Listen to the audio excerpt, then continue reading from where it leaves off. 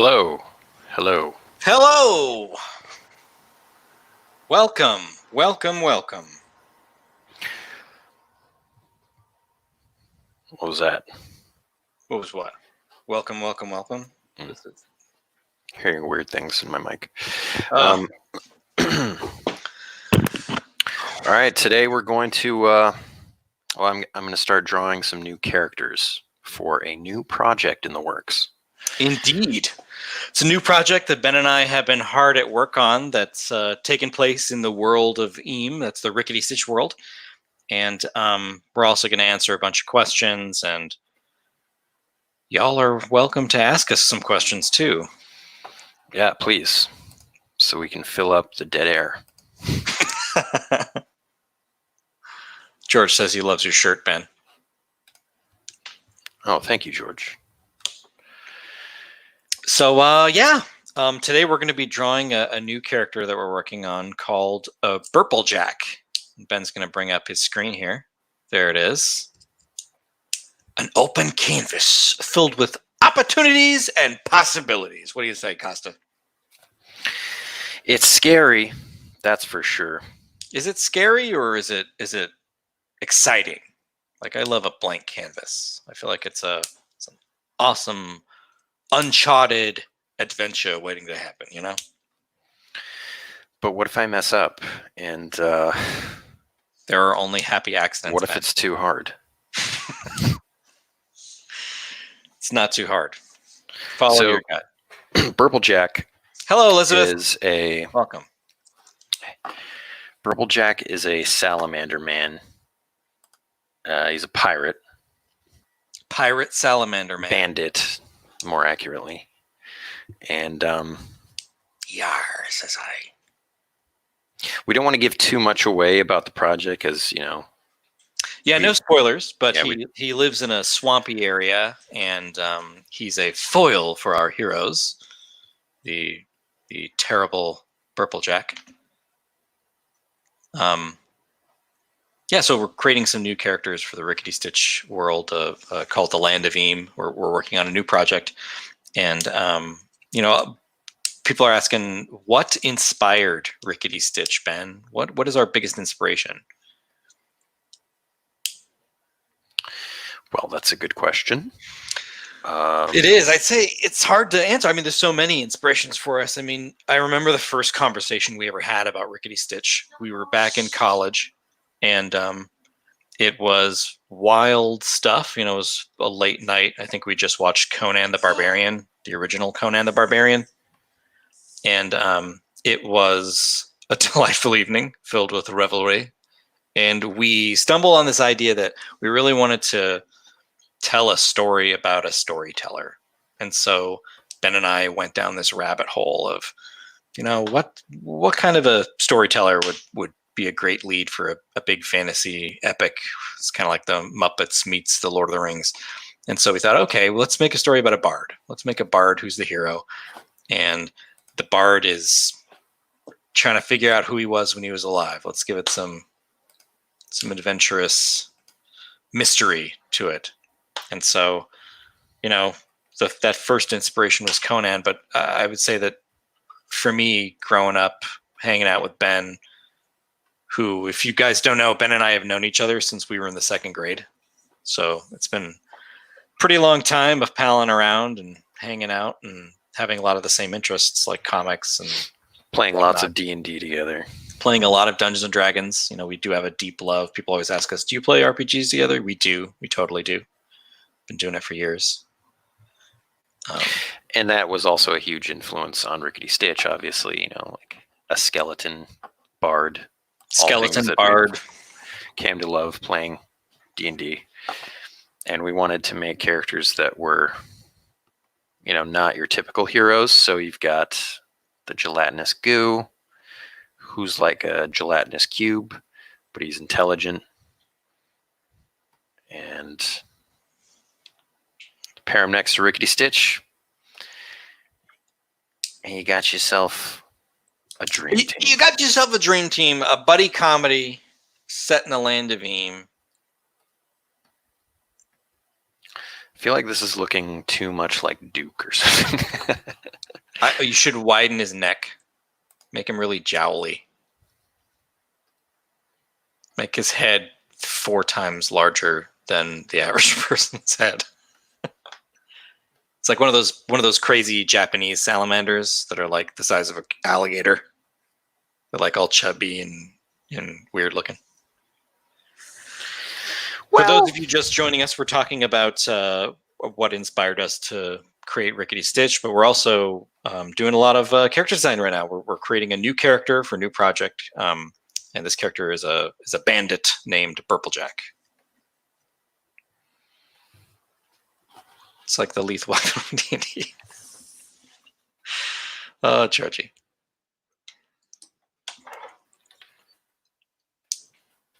Another question. Why is Rickety Stitch a skeleton? It's a really good question.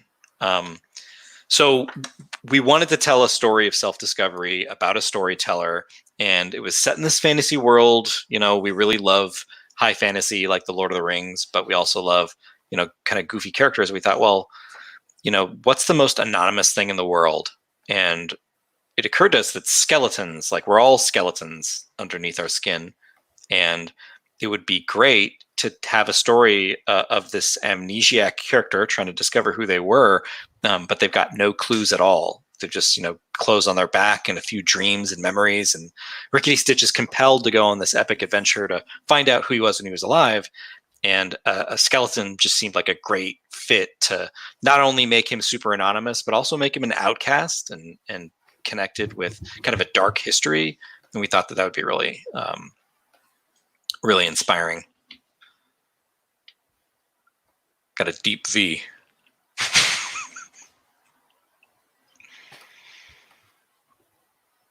Love it.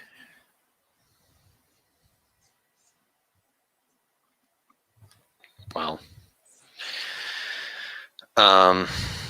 For those of you wondering about the blue, Ben draws everything in blue because in the old days, in the 1820s, before there were scanners, artists that were making comics would put a lot of all of their art, they'd pencil it all out in blue so that when they inked it and you'd be able to transfer it without regular lead pencil picking up, the blue doesn't pick up.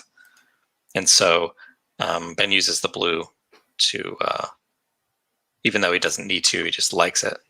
It's like a tradition thing. Ben's old school, you know. He's well, I mean, you just need a lighter color. Yeah. Faux show.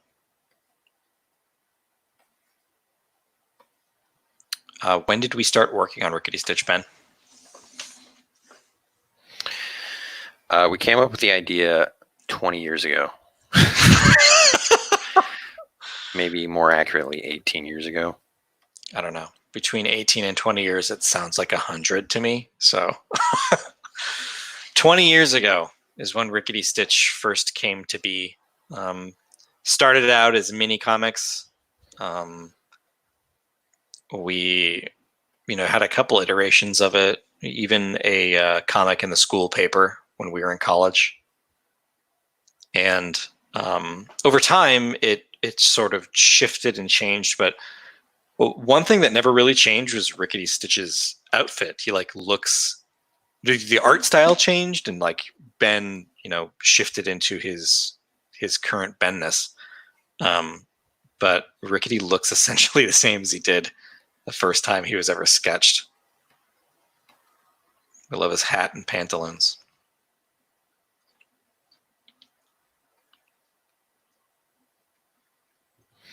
So Burplejack is sort of your quintessential swashbuckler. He's got a rapier. A buccaneer, says I.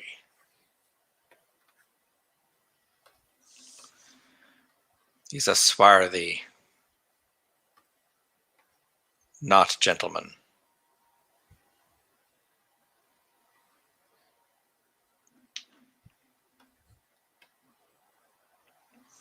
Who are some of your favorite artists, Ben?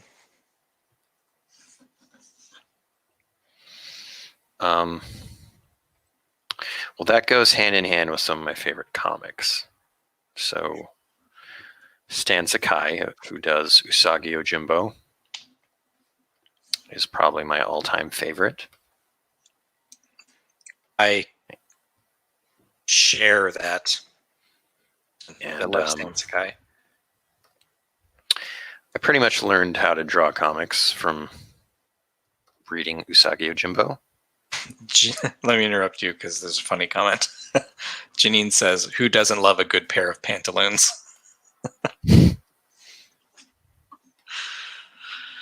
Sorry, Ben. That's really made me laugh. I love it. Stan Sakai, definitely Stan Sakai. Yes, and then I don't know if I'm saying his last name correctly, but Tony Dieter Lizzie is oh yeah, the D&D fantasy artist. Does a lot of D&D. He did a lot of the awesome monsters in the Monstrous Manual for the second edition, which we played. That's the first edition we played. Dungeons and Dragons second edition, harkening back to our RPG days. That's that was our jam back in the 90s. I mean, it's still our days. It's true. It's like last week or days. I literally played yesterday. I played Awesome. second edition D&D yesterday. Classic. So classic. For those of you just joining us, we are drawing a new character in the Rickety Stitch world, the Land of Eam. This is Burplejack. He is a salamander guy, and he's a bandit, pirate, ne'er-do-well. We're also answering a bunch of your questions, talking about Rickety Stitch and the Land of Eam, and thank you for joining us. It's fun to do this and hang out with y'all. Good times. You know, going back to Stan Sakai, like aside from him being a brilliant cartoonist and Usagi Yojimbo being one of the best, like sweeping, stories I think of all time in comics, just like the sheer scope of it, plus the consistency of how great it is and the stories. There's something about the way Stan Sakai captures the tone of something where that really, I really love it. It's like Jeff Smith does it too, but being able to capture the sort of whimsical cartooniness on top of heavy content is something that I think I can speak for Ben too, like really inspired Rickety Stitch being such a juxtaposition with itself. If you remember in college, I wrote a whole 20-page paper on this. Oh yeah. Yeah. I've read it. I read it twice. Thesis. And it was all about, funny animals chopping each other's heads off and how that was a great juxtaposition. Yeah. It's true. Elizabeth B says, I work in a library and I'm adding D&D kits to our collection, much like comics, both entertainment and social. That's fantastic to hear. Ben and I will be the first to say that RPGs and Dungeons and Dragons is probably more core to our social development than I think anything else. It's like learning how to solve problems, interact with each other, and not to mention the communal storytelling aspect of it. And what's great is that even though there's these stay-at-home orders from all the different governors and counties throughout the United States, people are still being able to connect on these live streams and through Zoom and Skype or whatever, and continue that tradition even though they can't physically be with each other. And I think that that's a really healthy and fun creative activity. Not to mention comics are awesome. Especially comics that have that sort of, I could just, you know what? I'm going to stop gushing about Stan Sakai. I could talk about Stan Sakai all day. Oh, I love him. And he's such a nice guy, too. He's a super nice guy. Love this guy.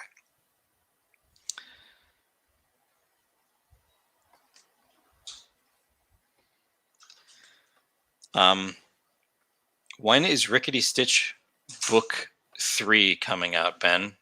So we have a little bit of news about this. And that little bit of news is that We know that it's being delayed by current affairs. We just don't have a specific date for when the third Rickety Stitch book is going to be released, but when it is, it will be available throughout North America, and you can order it anywhere. Yeah. Elizabeth says Rickety Stitch reminds her very much of Hellboy BPRD, which is a huge compliment because we love that. Huge compliment. Love Hellboy. I mean, that ranks up there with our favorite comics. Wild stuff. Yes, I want to know that too. Oh, talking about Rickety Stitch Book 3, Elizabeth. Yes, it will be in the distributor's catalog in the future. Just not sure exactly. Not sure exactly when, but rest assured, the project is actually complete. Rickety Stitch Book 3 is totally complete, and we're already working on new projects, which is right here on the screen. We've got a character being developed. Ben is designing Burplejack, who will appear in our new project. So stay tuned for that. Elise says, can't wait for book 3 to be released. Awesome. Thanks for joining. Thanks for watching us. We can't wait for book 3 to be released too. Can't wait for you guys to see it and to get your feedback. We're really excited. This is a fun one. Now, I could go crazy and add a whole bunch of stuff to Burplejack, details and whatnot, but that's just going to cause a lot of problems when I'm actually drawing the comic, because then I'll have to draw all those details over and over and again. So I tend to err on the simpler side of character design just so it saves me trouble in the long run. And that and that can be like, a little disappointing for me as an artist sometimes, but in theory, but in practice, I'm glad that I'm cutting out all those details. Yeah, it's also super professional. Just like having the foresight to know, like, ooh, it's going to be tough to draw that 6,000 times. Yes, so I could put like bells and whistles on him, but this is probably all I want. Elizabeth says, good, we have the first 2 volumes of the library. Fantastic. Thank you so much for supporting us. We love to hear that it's in libraries. We were really honored when we got our Junior Library Guild selections for book 1 and 2. It was a big deal for us. We love working with you guys.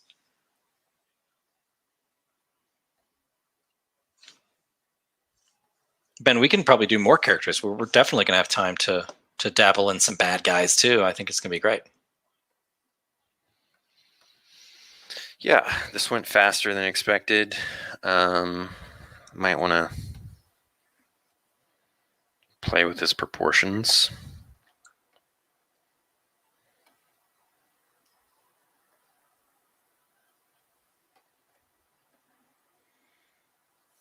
It's amazing.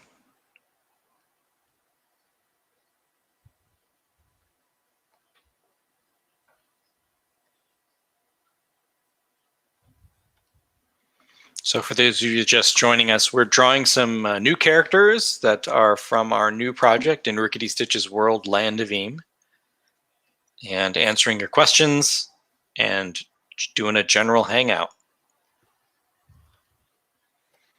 Ben and I talk to each other for hours every single day, working on stuff, and so it's fun to share some of the stuff that we're doing. Yeah, we're working on like 3 different things right now.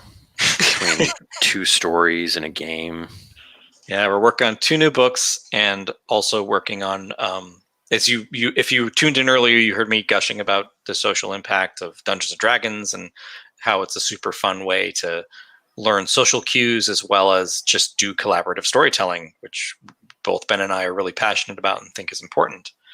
And so we love to geek out about that sort of thing. So we've been also working on our own RPG called The Land of Eam, and it's a game similar to Dungeons & Dragons. It's a pen and paper RPG, but it takes place in Rickety's world, and the focus of the game is to have creative solutions, not just always having to, bash the monster on the head to get the treasure. There's fighting, of course, because in some instances it can't be avoided, but it's all about the collective coming up with great ideas to problem solve and use those role-playing skills, which Ben and I are really excited about. Raspberry Milkshake asks, "What's this?" So I'll do another reset and share that we're designing a new character for the Rickety Stitch world. This is Purple Jack. He's a bandit salamander guy who the characters in our new project will have to deal with in some regard. And so Ben and I are working on a couple of new projects, and we're gonna and Ben's making some beautiful concept designs for the new characters there. Thanks for joining, everybody. Yeah, so I think I'm gonna leave it at this. And then I wasn't sure if we would have time, but yeah, let's do another one. This is more of a straightforward villain here.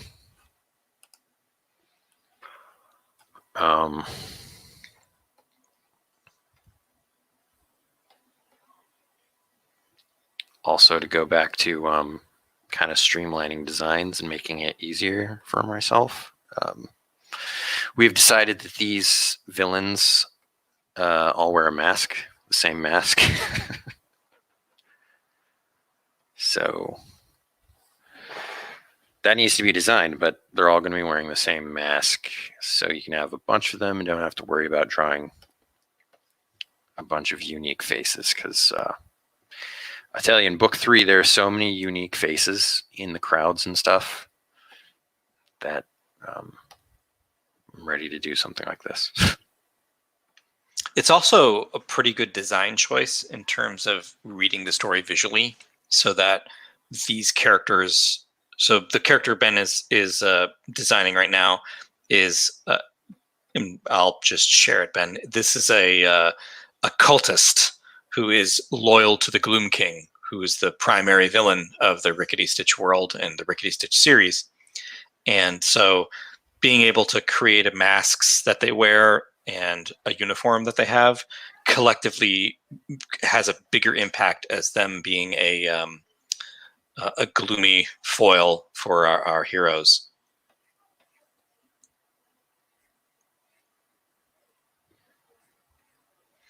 And one of the things that Ben and I agreed upon really early in the development of the Rickety Stitch series and other projects in the Land of Eam is that we loved the juxtaposition between our villains, for the most part, and our heroes. A lot of the Land of Eam is filled with characters who are kind of goofy, kind of relatable. They are, average Joes trying to get through this rough and tumble world of Eam, and all of them are really, good-hearted, I'd say, at their core. Whereas the villains are, they range, of course, from big gray areas to, pure fiends. Ben and I like to call it foes and fiends. There's foes who are, foils for the good guys. They're bad guys, but the fiends are the evil ones.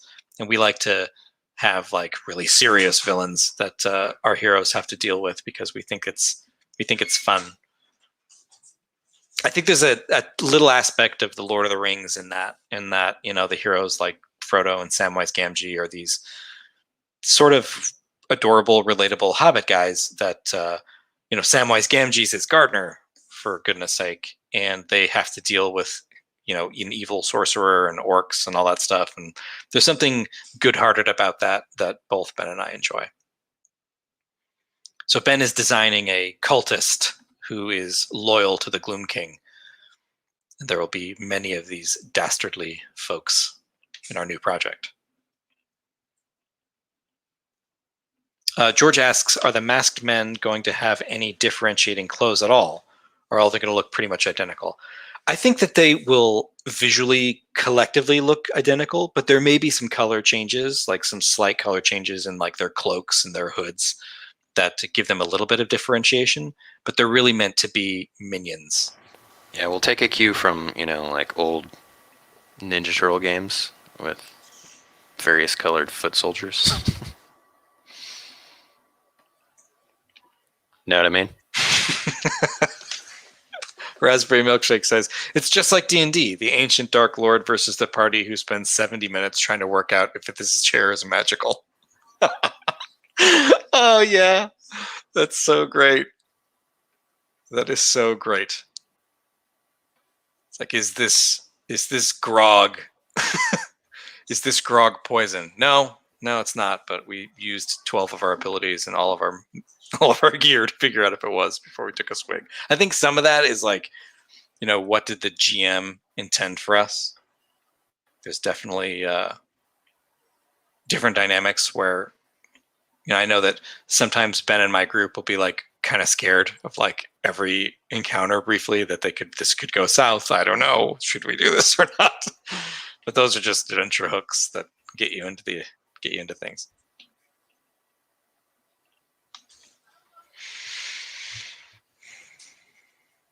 The cultist is armed.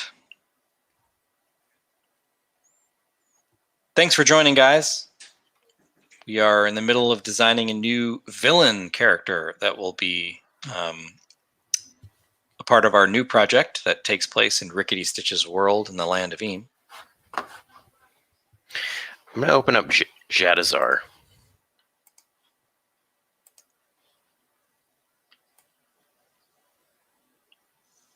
I'm excited.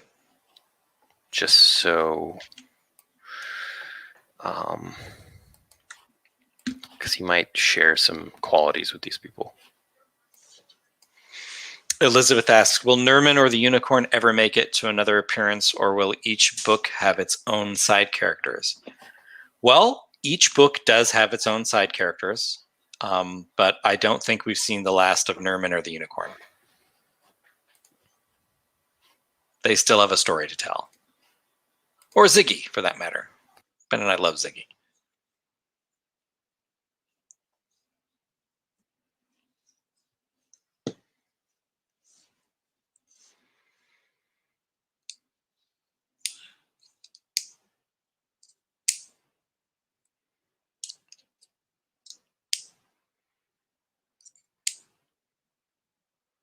Ben is bringing up another character design that we've been working on.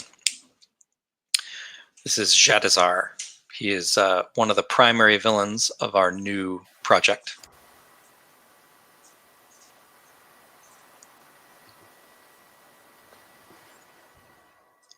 You can see that he's wrapped in kind of like a mummy, like in burial wrappings.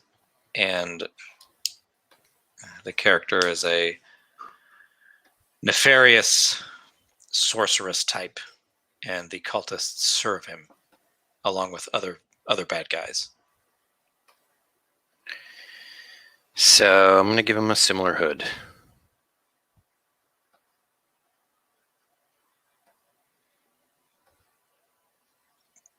Look at that. It's like magic.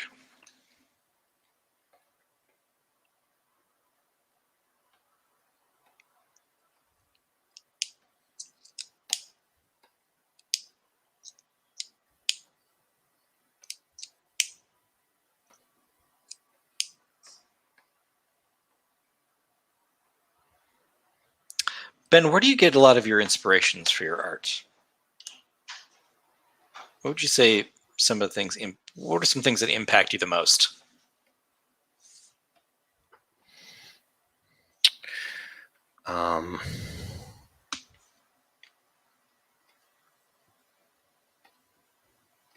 It's a hard question. Yeah, it is a hard question. I came up with an answer that we talked about just a couple of weeks ago.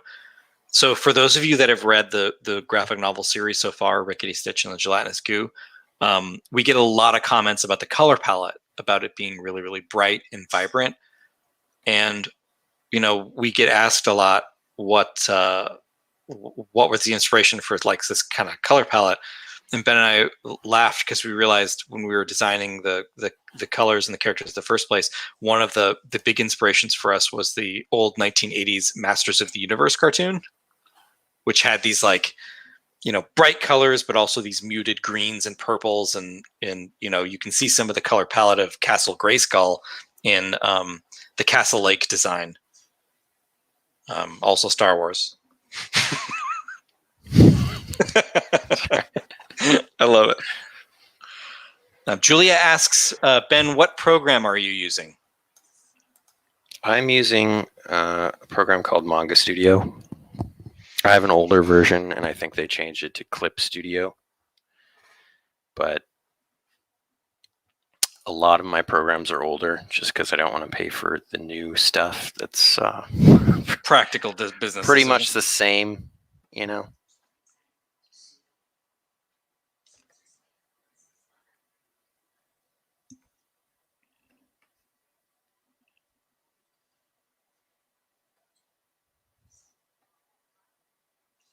Love that. Love that girdle belt thing you got going on there. I don't really know what I'm doing at this point. This is That's a creative process. At what point do any of us know what we're doing? Julie says, my dad just got me Procreate for my iPad. Oh, that's awesome. I'm using Procreate right now on my iPad. That's cool. I haven't tried that out yet. Yeah, it's great, Ben. It's my favorite thing to doodle on. It's what I've been doing all my designs on. It's really cool.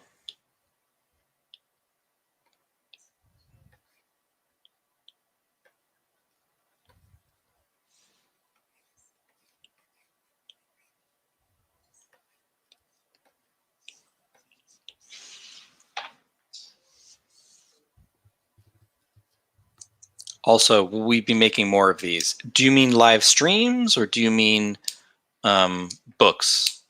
Rickety Stitch series? Both is the answer, really.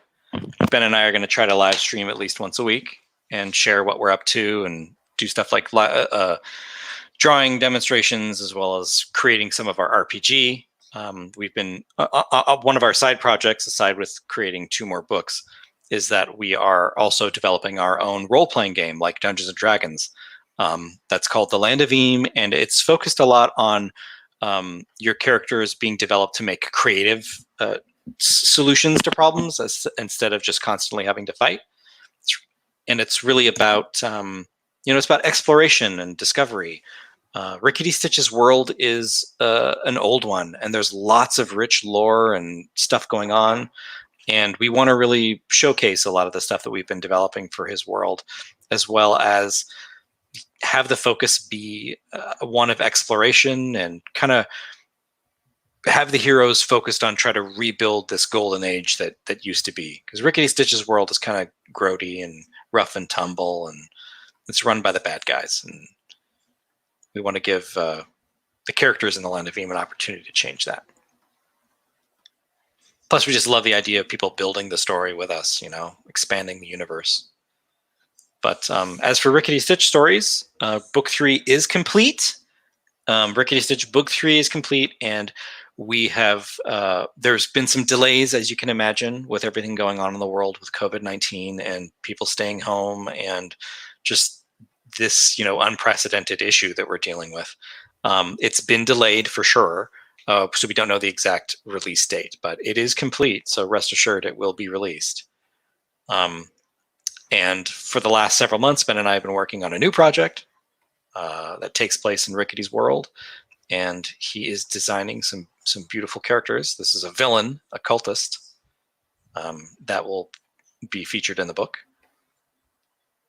And we've also been working on another side project. So Ben and I have been super busy. We've been doing Rickety stuff and Land of Eam stuff essentially all day and all night for months, and it's been fun. Yeah, I finished drawing Rickety Stitch book 3 about a month and a half ago now. It seems like a decade ago.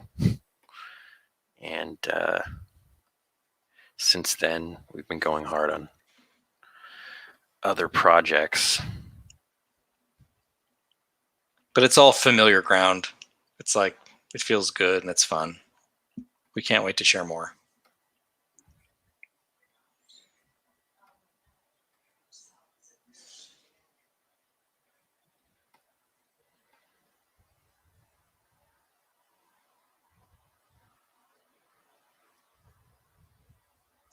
Do we play any other RPGs other than Rickety Stitch? Or I'm sorry, other than Dungeons & Dragons? Benjamin? Yeah, I've played Blades in the Dark. Played Dungeon World. I'm probably going to start a Star Trek Adventures game pretty soon. So that will be fun. I've made a Star Wars RPG for myself and my friends. So I've played a lot of that. Elizabeth shares that she never made the connection between Rickety Stitch and Star Wars. Well, it's not an obvious connection, but I would say that Rickety Stitch kind of has a Star Warsy vibe for us creating it, because we love the kind of grit and realism of the Star Wars world, and we apply that a little bit to Rickety Stitch, maybe more so the second book in the series. And then Julia asks, what's this guy's name? That's a good question, Julia. I don't think this character has a name yet. He's one of several cultists that appear as villains in the new series. And I don't know. He's a nameless foe. He's a nameless foe. In the script, it's just cultist or cultist leader. So we promise we'll be more creative with what. There'll be a lore post about this guy, and we'll tell his backstory. Mario says, hi, James and Ben. Hi, Mario. Hey, Mario.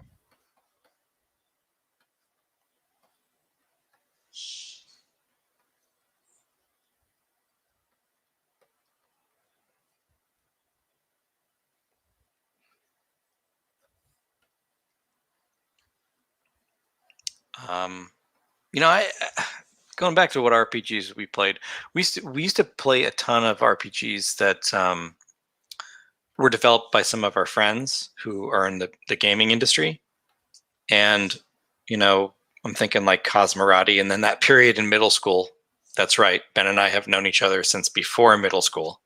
We've known each other for well over 20 years and have been making comics and stuff ever since. But one of our friends, Amir, used to develop games all the time when he was a kid. At one point, he developed like 10 games in middle school. It was like Red Crypto and like a bunch of other ones. And that was really fun to like play around in those. But I think Ben and I both have like a create our own RPG bug that we want to take care of. Mario says, how are you doing? We're doing great, Mario. How are you?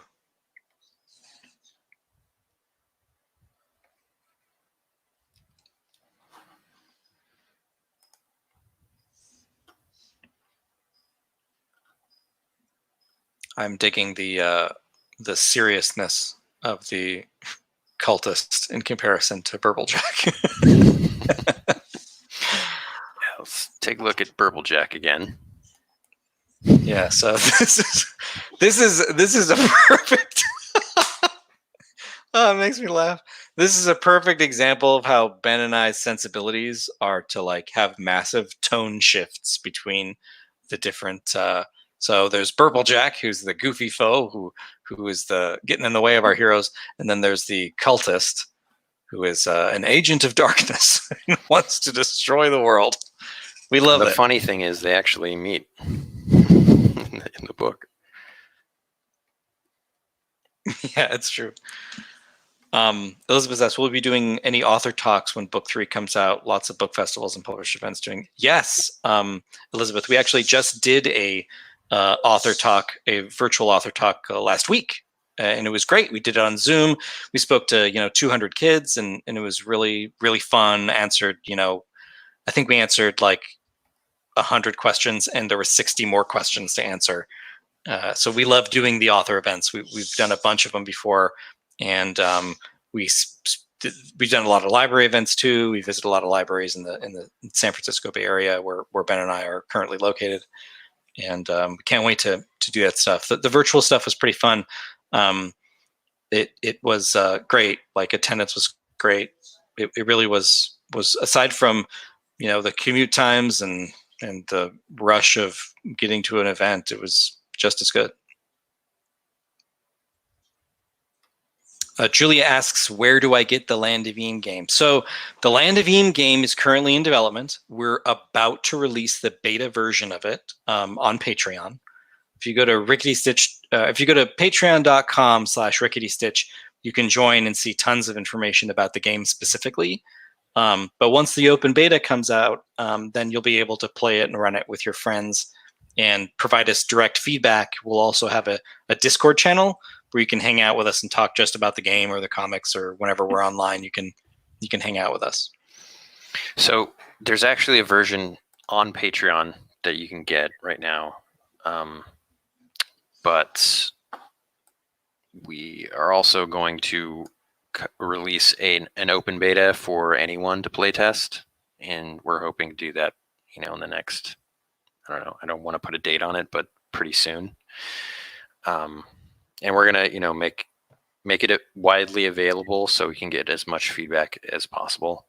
Yep, for sure. Just keep in touch with us. Follow us on Instagram or YouTube or Facebook or whatever, and we'll be giving frequent updates about it.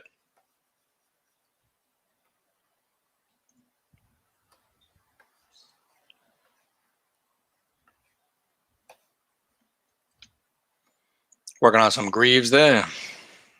Classic hoops, you know what I mean? For those of you that don't know, one of Ben Costa's many, many nicknames is Hoops. I mean, you're the only person that calls me Hoops. I'm trying to make it take off. I want everybody to call you Hoops. I want to be at a show and someone says, hey, that's Hoops Costa. And I will laugh and I will laugh and I will be filled with joy.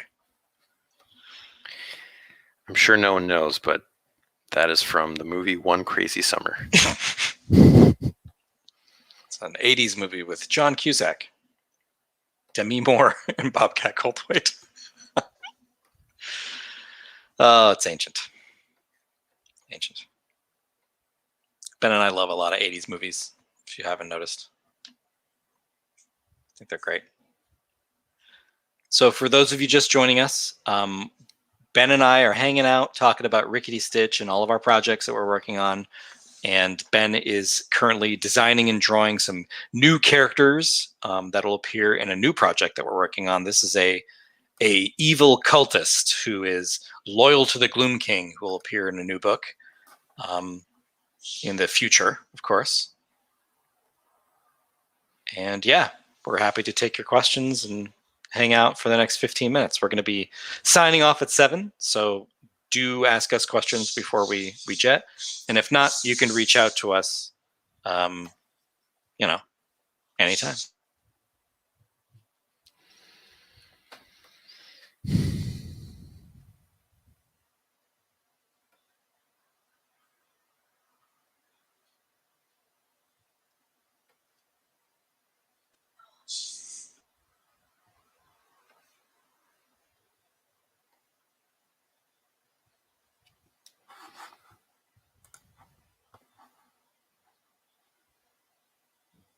You thinking about something different for that pauldron? Thinking about something wacky? Yeah, because I feel like just a cape is not bold enough, but I kind of like the cape. But well, maybe is this guy the leader? No, this is just going to be a regular one. Cool. I dig it. Elizabeth B says, in my opinion, the greatest movie of all time is The Neverending Story, peak 80s.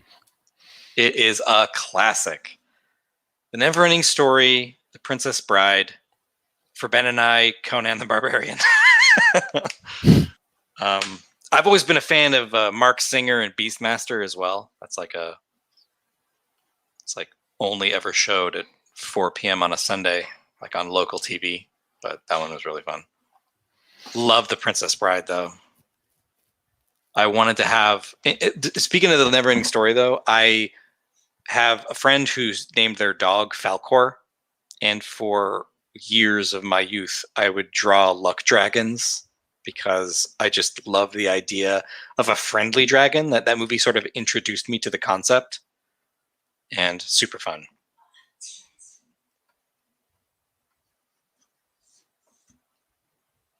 Super fun. I dig it.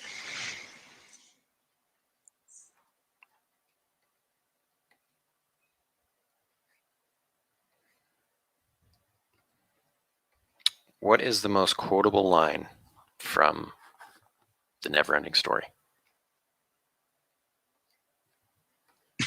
I, um, I'll tell you mine. True. It's either Bastion, call my name. Just gonna say that. I was just gonna say that, Ben.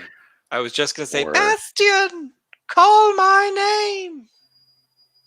Or yes, screaming out Artax. Screaming out Artax. You know what really stuck with me ever since I saw that movie is the monologue that the rock biter gives, Yeah. where he's sad and he's talking about how he couldn't hold on to his friend, the snail guy, and the bat guy. Oh my god, that really pulled my heartstrings. My hands. I couldn't hold on to them. So sad. But a great film.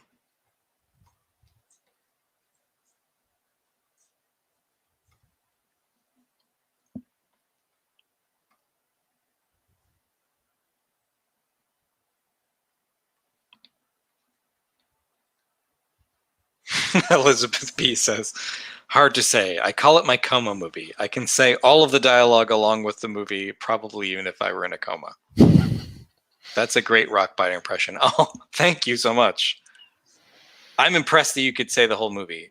Although there's probably some movies Ben and I could do that too. Star Wars. Star Wars, yeah, we could quote all of Star Wars in our sleep.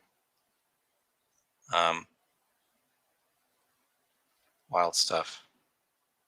Yeah, maybe on the next podcast we'll just do a bunch of voices and impressions the whole time. Calling you out, Ben. For our podcast, we used to do a monthly podcast, and we would do For a few months. For a few months, we did a podcast, and it was very difficult for us because it would take time to edit it and produce it and stuff. And we would do a ton of voices in that. Maybe we'll do some of that on live stream.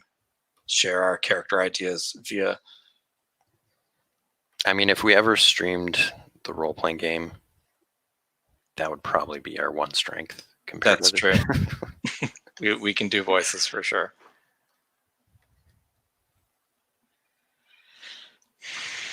For the eventuality that there is a Rickety Stitch cartoon, then we're ready. We're ready to voice 100 characters. It would be a delight.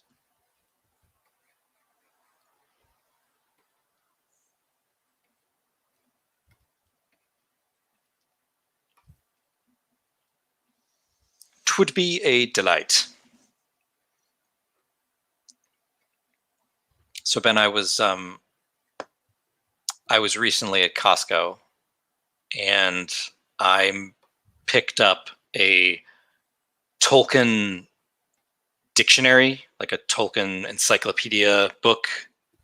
Mm-hmm. And it's filled with just like all of Tolkien's inspirations and Tolkien's world stuff, all organized by alphabetical order. And it is super cool. It's filled with like little tiny ink art explaining every character. What is it? What is the name of that website that has like all of the Tolkien lore, like in a massive wiki? Like Arda or something? Yeah, like Arda. I'm Googling right now. It's the Encyclopedia of Arda.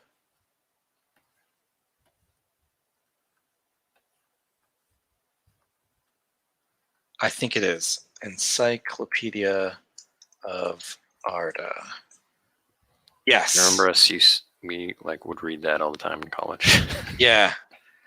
I actually have the app. I was hanging out with Logan one time, and we found that like for $7 you can buy the entire encyclopedia for your phone, like on an app. We both bought it like while we were sitting there. Just reading through it.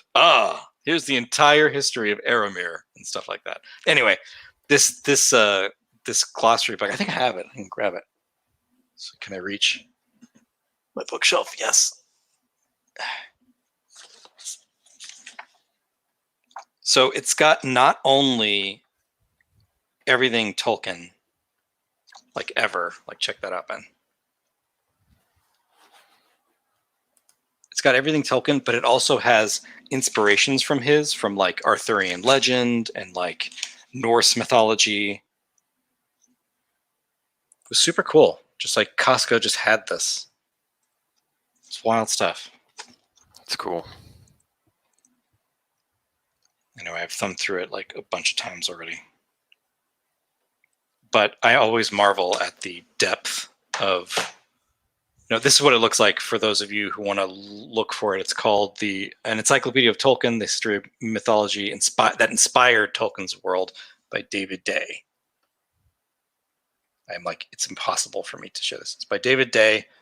Looks like this. Oh, Julia says she has one too. Yeah, it's cool, right? It's like the amount of world building that Tolkien did is astounding. And the level of intelligence and linguistics and depth that his world has is also super impressive. Yep, it was from Costco. It was an instant buy for me. Very interesting.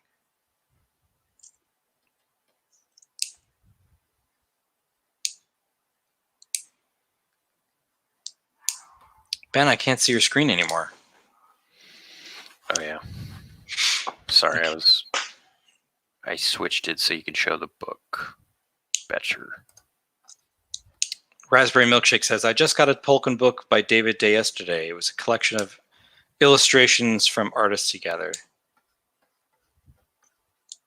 That's cool. That's cool. I got to check out more David Day stuff because I was really impressed by this book.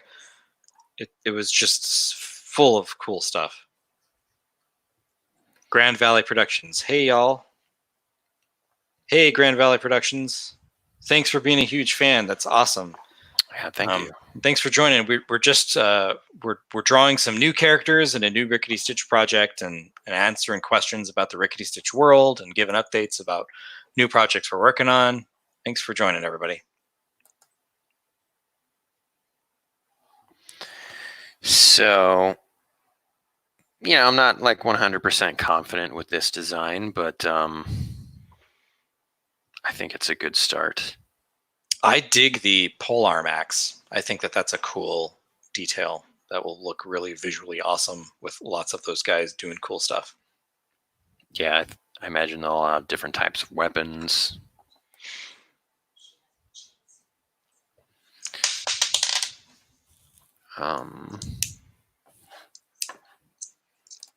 Do we want to show off other stuff?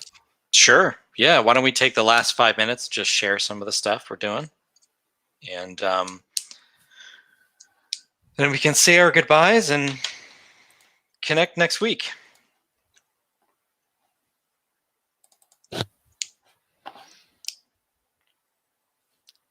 Here's Corbin, the bird boy. Corbin the bird boy. He's one of the main characters. I don't think we're going to show the main character today. No spoilers there. But Corbin is pretty cool.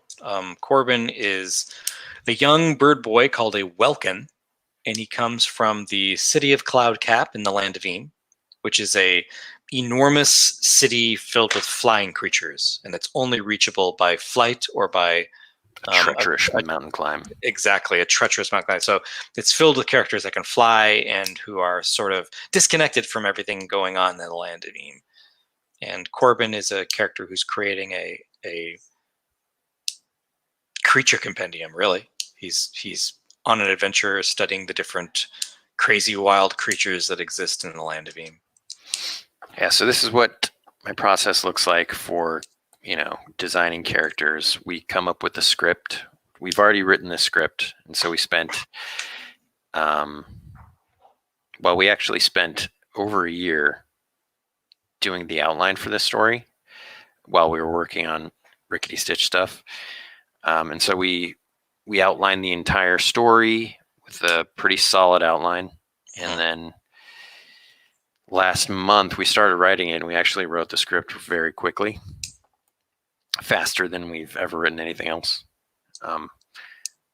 But yeah, we moved from outline to script to character design, stuff like this. And then the next step would be to doing thumbnails, which is like tiny sketches of the pages. A little bit like a movie storyboard, if you're familiar with those. It's like pre-penciling stage. Yeah.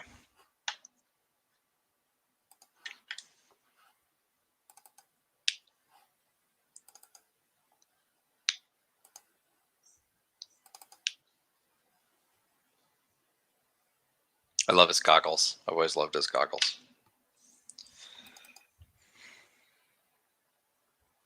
Every flyer's got to have goggles. Here's another sneak peek.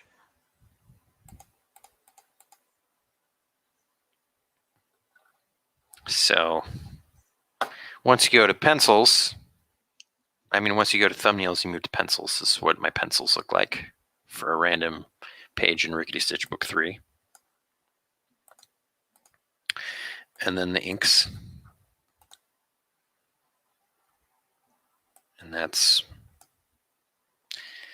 basically the process in this program that I use, Manga Studio, and then I move everything over to Photoshop and color it.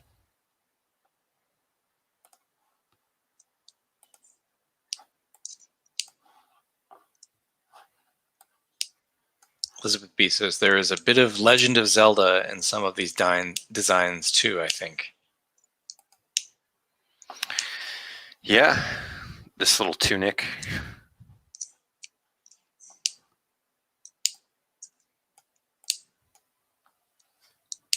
And Mario, he's been working on a project for several years called Dragonia. Is that correct?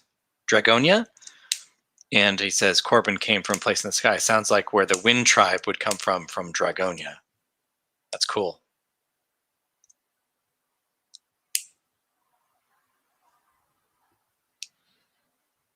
Is Dragonia your own thing, Mario? Is it another story?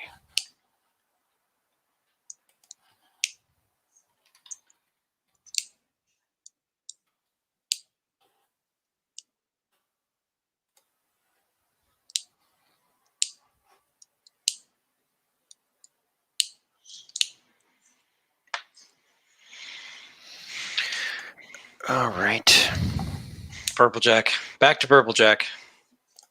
All right, guys. We're coming up on 7 o'clock. That's the end of our live stream. Thank you all for joining.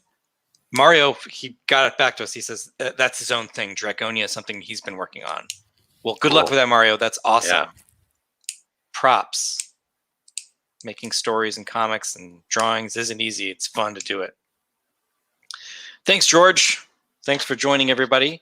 Thanks, everyone, for coming. Indeed. Everybody stay safe. Make sure to wash your hands and be healthy out there. And we will see you next week.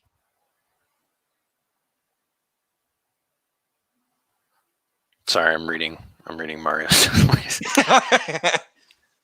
He's cool. He's posted his DeviantArt, so people can go check that out. Yeah, check out some of Mario's art at Dragon Master Mario. Yeah. All right. Thanks, everybody. Yep.